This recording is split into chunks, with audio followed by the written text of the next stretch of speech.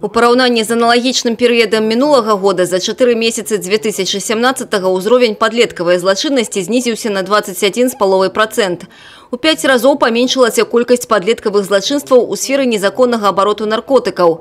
Між тым не ва ўсіх раёнах усё аднолькава добра. Асаблівую заклапочанасць у праваахоўнікаў выклікаюць стан спраў у Столінскім і Драгічынскім раёнах.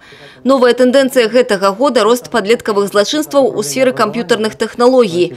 Дарэчы, немало пагроз гэтыя ж тэхналогіі нясуць і самім падлеткам. Адна з іх – распаўсюджванне ў сацыяльных сетках гульняў суіцыдальнай накіраванасці. С целью противодействия указанной проблеме УВД Брестского облсполкома совместно с ГУВД города Минска проанализированы списки указанных суицидальных групп. Выявлен целый ряд подростков, проживающих на территории области, которые могут являться их участниками. В отношении одного из администраторов так называемых групп смерти, проживающих на территории Барановичского района, сотрудниками милиции проводится проверка и решается вопрос о привлечении к уголовной ответственности.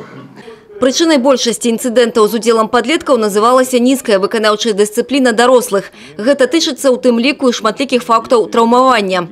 У якасці прыклада няшчасны выпадак у лютым гэтага года на тэрыторыі трансфарматарнай падстанцыі ў Столінскім раёне. Туды пранік падлетак і атрымаў цяжкую электратраўму.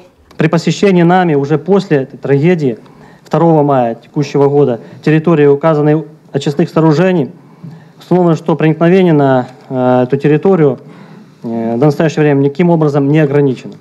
Улічваючы, што да пачатка летніх канікул усяго тыдзень, праблематыка набывае асаблівую актуальнасць. У ліку мер, якія павінны пасадзейнічаць павышэнню бяспекі непаўналетніх, абсталяванне камерамі відэаназірання аздараўленчых лагераў.